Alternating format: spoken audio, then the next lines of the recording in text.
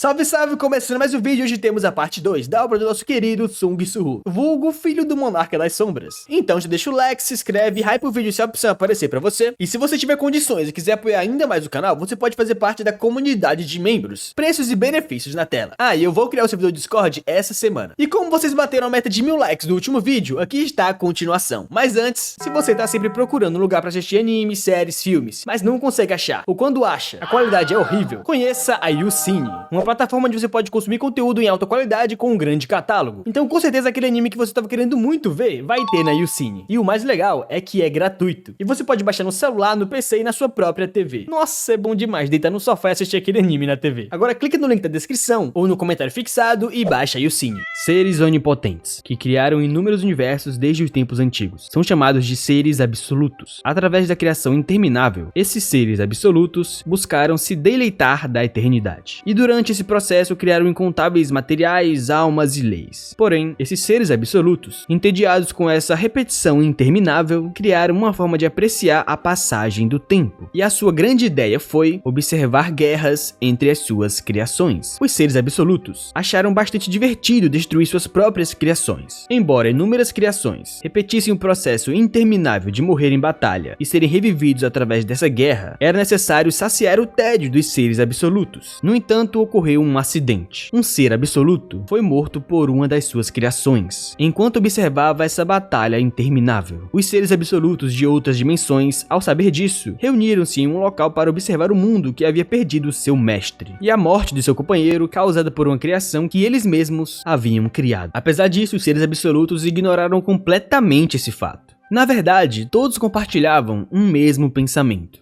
Um poder sem dono, uma peça de xadrez sem comando. Pertencerá a quem conseguir reivindicá-la primeiro. Depois dessa breve história sobre os seres absolutos, que basicamente brincam com a vida dos outros seres vivos, estamos na Coreia, em uma escola. E nela, o nosso protagonista, Sung Soo, diz que foi aceito na Universidade de Artes da Coreia. E os amigos dele ficam simplesmente chocados. E o cara ao lado começa a falar: "Não é possível, eu não acredito em você." E assim eles ficam muito surpresos com aquilo. E o de cabelo preto começa a falar como alguém tão simples como Soo conseguiu entrar na Universidade de Artes da Coreia. E o outro, com cabelo de tigela, fala que ele terá que tentar mais uma vez no próximo ano, ele não conseguiu passar. E o Soo só começa a rir da cara deles, falando que finalmente eu estou livre desse inferno. Mas logo depois vem alguém por trás parabenizando o Soo. "Eu ouvi dizer que você entrou em uma faculdade de artes, não é? Nunca soube que você era tão talentoso assim. Desde quando você é bom em desenhar?" E o nosso prota já encara ele bem marrento: "Kim Seon-chul, é você de novo?" E dessa forma esse figurante fica muito puto com o Soo e fala que o nome dele não é Kim Seon-chul, é Lee Yeon-chul. E o Soo fica meio desconfortável com isso. "Ah, então esse é o seu nome?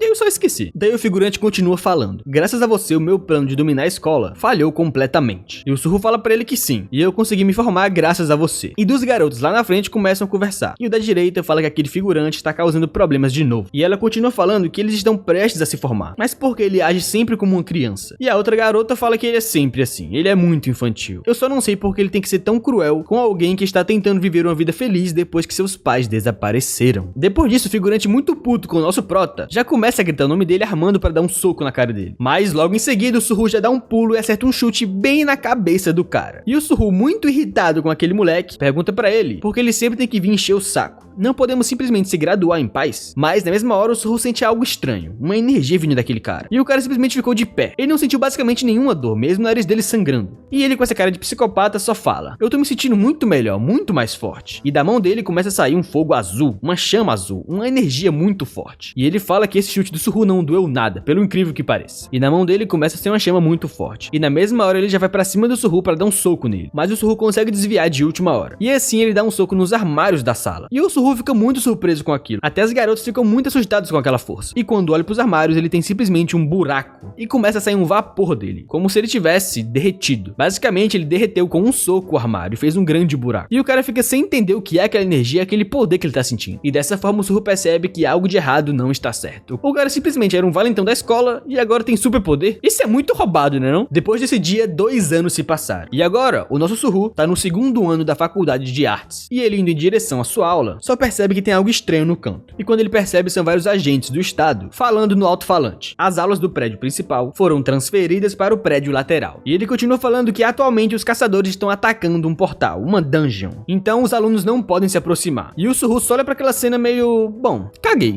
Assim, o agente do estado pergunta para um funcionário há quanto tempo os caçadores foram enviados. E um funcionário fala que foi pouco mais de 8 horas. Mas como é um portal de rank D, eles vão sair logo. Mas o Suhu, vendo aquela cena do portal, ele fica com um sentimento estranho e um pouco angustiado com aquilo. E pensa, outro portal apareceu, né? O mundo inteiro mudou drasticamente há 3 anos, com o surgimento dos portais. Portais são passagens para um calabouço, dungeons, onde os monstros dentro escapam e se tornam descontrolados após um certo tempo. Mas com o surgimento desses portais, os humanos começaram a mudar também, quase como se fosse para enfrentá-los. Os super-humanos capazes de controlar mana, chamados de despertos, começaram a nascer no nosso mundo. Todos acreditavam que durariam muito tempo, foi concluído rapidamente após um desperto chamado Wood 1 criar a Associação de Caçadores, reunindo todos com um único título, de Caçador de Dungeons, os Caçadores. Agora o mundo dividido entre os caçadores despertos e os civis não despertos. E aqui o nosso prota já tá na sua aula de arte. E ele começa a desenhar um certo personagem. E ele continua pensando, enquanto algumas pessoas precisam trabalhar tanto quanto uma formiga, boa referência, para ganhar riqueza, outras recebem isso de graça. E ele lembra que há 2 anos atrás ele foi espancado por aquele cara que despertou do nada. E ele começa a falar que não importa o quanto um não desperto tente, ele não conseguirá chegar nem aos pés de um desperto de pelo menos rank E. Mas o mundo vai chegar ao fim, se os caçadores não fecharem os portais. E isso é muito perigoso. Em outras palavras, enquanto os não despertos não podem sobreviver sem os despertos